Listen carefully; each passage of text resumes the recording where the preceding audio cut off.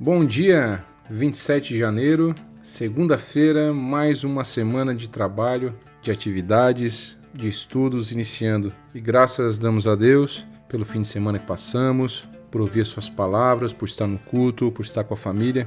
Em tudo damos graças. Mais um fim de semana que o Senhor nos protegeu e nos abençoou. E se você está ouvindo agora esse devocional, dê graças a Deus também, porque o Senhor também estendeu a sua mão sobre você e lhe protegeu. E após um domingo falando de Salmo, voltamos a falar de Provérbios. Provérbios 15, versículo 8, que diz assim: O Senhor detesta os sacrifícios que os maus lhe oferecem, mas se alegra com a oração dos bons. Meu querido, minha querida, o Senhor não olha muito diferente de nós para essa situação.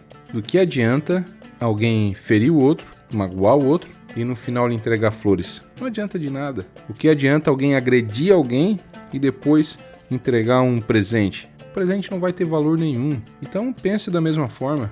Não adianta a pessoa ser má, fazendo coisas que não agradam a Deus, ofendendo a Deus, uma semana inteira afastado de Deus, e aí quando chegam no culto, quer ela oferecer seu sacrifício de louvor e... Não, o Senhor detesta o sacrifício dos maus. O Senhor deseja que nós purificamos a nossa vida antes de trazer oferta, antes dos nossos sacrifícios. Nós devemos clamar ao Senhor, pedir perdão pelos nossos pecados, consertar a nossa vida. Constantemente, a nossa primeira oração é se humilhar para Deus, é dizer o quanto somos maus, o quanto erramos, pedir o seu perdão.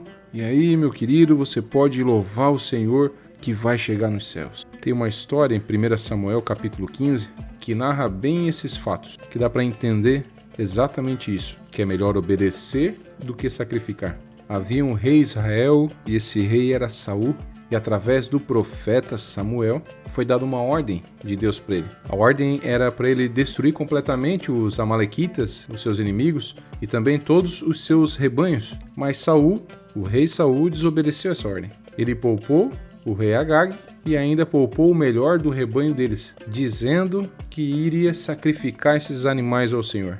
Note que pelo máximo que a intenção era boa, mas não justifica desobedecer a Deus. Então você pode olhar para algo e dizer, não, parece ser bom, a intenção é boa, mas se não está obedecendo a Deus, não vai adiantar de nada. Quando Samuel confrontou Saul, ele disse, o que o Senhor Deus prefere? Obediência ou oferta de sacrifício? E aí ele mesmo responde, Samuel, é melhor obedecer a Deus do que oferecer sacrifício das melhores ovelhas. Por isso Deus detesta o sacrifício dos maus, porque é muito melhor obedecer a Deus. Então não adianta, se você foi chamado pelo Senhor para trabalhar numa área da igreja, para pregar ou para louvar, e você insiste em fazer outra área, você está fazendo um sacrifício desnecessário. E além de tudo, não está agradando o Senhor pela desobediência. É muito melhor obedecer do que sacrificar. Em contrapartida, ele se alegra com a oração dos bons. Olha que ele não está falando nem do sacrifício. A pessoa que vive uma vida de acordo com a obediência do Senhor já é um sacrifício. Já está fazendo um sacrifício agradável ao Senhor.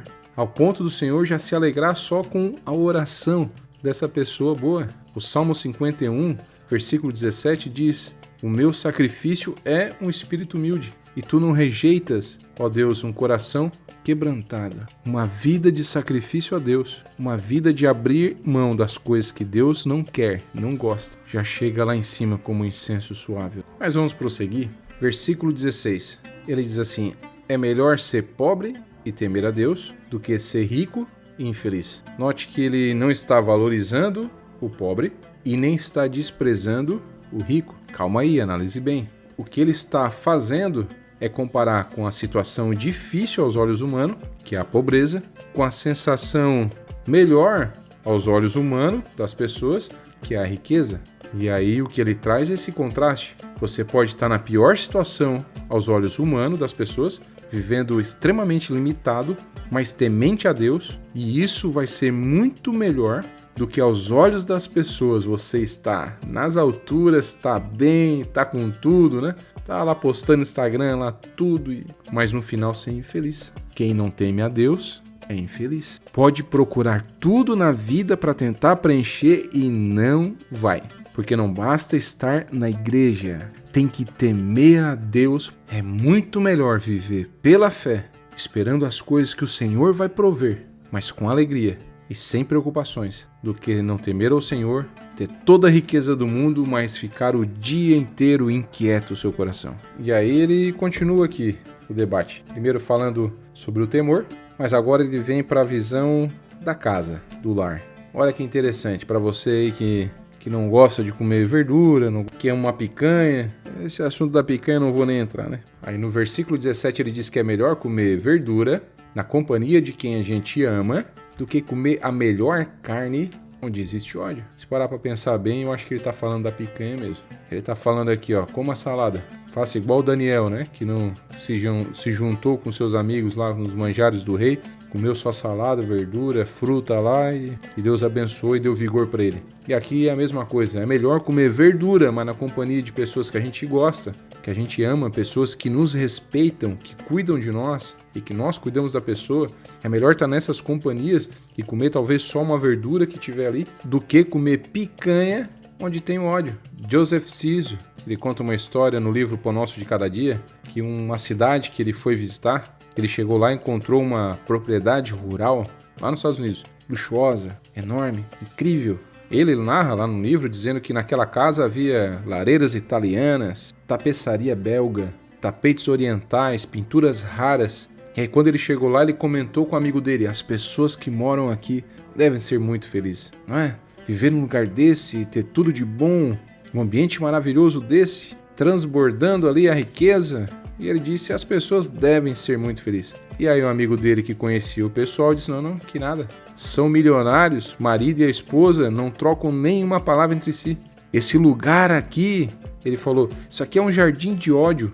Ninguém ama um ao outro e nem a Deus. Você tá vendo? É aquela velha situação que eu já citei alguns áudios atrás. Pessoas que constroem casas, mas pessoas não querem construir famílias, lares. Gastam tudo na casa e não sobra tempo e vigor para gastar no lar, com a família, construir uma família. Então, a riqueza, tudo que vem dessa vida, dessa terra, dessas pessoas, nada disso sem o Senhor tem proveito. A tua vida sem Deus não tem proveito nenhum. Os teus bens, tudo não vão ter proveito nenhum, nada vai te trazer paz se Cristo não estiver contigo na tua vida. Versículo 22. Diz assim: sem conselhos os planos fracassam, mas com muitos conselheiros há sucesso. Aquela pessoa que resolve agir tudo sozinho. Eu faço as mudanças que quero, eu negocio o que quero, eu faço da minha forma, não pergunta pra ninguém, não senta com ninguém. Logo lá na frente fracassa. E aí vai conversar com alguém e a pessoa vai dizer: não, se tu tivesse me perguntado, eu tinha te orientado que esse não era o caminho. É tão maravilhoso quando vemos pessoas, seja empresários, seja pastores, pai de família, mulheres de sucesso, empreendedoras, que sentam com outras para aprender, para ouvir. É tão bom você sentar com pessoas mais velhas, pessoas que já trilharam o teu caminho. Eu me lembro que alguns anos atrás eu fiz um curso aqui na Associação Empresarial aqui da nossa cidade, e o curso era chamado PGVE, Programa de Gestão e Vivência Empresarial. Que na verdade tu ia lá e fazia um curso na prática de como era a vida numa empresa. E toda reunião eles traziam um empresário para contar os seus pontos fortes e os seus pontos fracos. Então quando tu senta para ouvir com outras pessoas, tu vai ter justamente os pontos positivos e negativos daquilo que você está pensando. Quero mudar algo lá na empresa, quero mudar algo na minha casa, quero comprar um carro novo, vou negociar um terreno, uma casa. Você senta com um, conversa, é lógico, né? Com bons conselheiros, não é para ficar falando para todo mundo o teu plano e aí para não dar certo. Não, senta com pessoas que realmente passaram por essa situação, que podem te instruir, te ajudar, te aconselhar. E aí logo você vai ver que os planos vão dar certo. Você cobriu tudo que precisava de informação para o seu plano dar certo. Versículo 30, para nós concluirmos o devocional de hoje. Um olhar amigo alegra o coração, mas uma boa notícia pode fortalecer até os ossos. Olha que coisa interessante. Um olhar do amigo, um semblante de um amigo pode alegrar o coração. Uma boa notícia faz a gente sentir bem. De má notícias, já tem aí os noticiários para ficar o dia inteiro jogando sangue na tela da televisão e do celular. Nós precisamos olhar com um olhar de bondade para as pessoas, um olhar de esperança. A notícia ruim ela já tem, a dificuldade a pessoa já tem. Então devemos olhar com um olhar de esperança para alegrar até os ossos da pessoa. Hoje nós temos essa facilidade que não tínhamos alguns anos atrás, por exemplo, da chamada de vídeo. Eu tenho amigos que ficaram um tempo fora, algum amigo que ficou um tempo fora da nossa cidade aqui, outro que está ainda do exterior.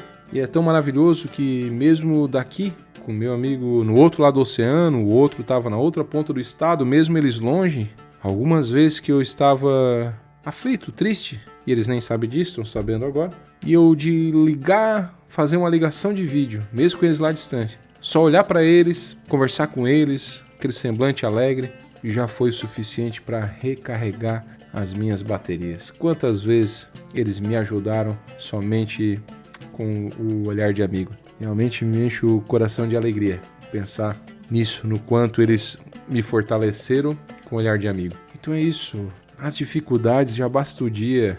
O leão já tá cada um aí com o seu na porta para matar no dia. Então não leve a boa notícia. E a melhor boa notícia, a melhor que existe, é lógico, é a notícia do Evangelho. Viu alguém aflito? Leve o Evangelho. Viu alguém na rua numa situação difícil? Leve a palavra do Senhor. Tá lá na empresa, vê um funcionário numa situação difícil? Leve o Evangelho, leve. É a melhor notícia. É a notícia que vai poder alegrar até os ossos da pessoa. Que coisa maravilhosa. E é isso. Vou terminar antes que eu chore aí para vocês, e não é bonito ver um homem do meu tamanho chorar. Vamos orar. Obrigado, Deus, por tudo. Começo já agradecendo pelas amizades, pelas pessoas que nos cercam, pessoas que Tu colocou no nosso caminho, Pai, que estão sempre nos ajudando, nos fortalecendo, Pai, orando por nós, trazendo palavras de ânimo. Graças Te damos. Mas além disso, Pai, nós queremos também ser esse bom amigo. Ajuda-nos, Pai, a olharmos para as pessoas com cuidado, com zelo, com amor. Ajuda, Pai, a nós levarmos, Senhor, o Teu Evangelho, às vezes não só em palavras, mas com as atitudes, que as atitudes preguem, Pai. Pai, nós Te louvamos por tudo, pela nossa família, pedimos que a nossa família, Pai, seja assim um lugar de paz, um lugar da Tua presença, da Tua bondade, que as pessoas se aproximem de nós e sintam Tu, Senhor, a Tua presença conosco. Pai, eu peço também, Senhor, para essas pessoas, o Senhor sabe que tem alguns aí que já estão ansiosos com a semana, Senhor, que nem começou. Tranquiliza o coração desse homem, dessa mulher. Tranquiliza o coração sobre as coisas que tem para resolver essa semana. Traz aí a paz. Que eles depositem a confiança em Ti, Senhor, e o Senhor mostra o quanto vale a pena isso, Pai, desvendando aí e resolvendo as equações que vão surgir durante o dia e a semana. Te louvo por cada inscrito. Te louvo, Pai, por cada uma pessoa que tem compartilhado, Senhor. Que coisa boa, Pai. Tem ajudado a avançar o Teu reino e levar o Evangelho. Nós Te louvamos por tudo. Que a Tua graça, o Teu amor e a Tua bondade estejam conosco. Em nome de Jesus, amém.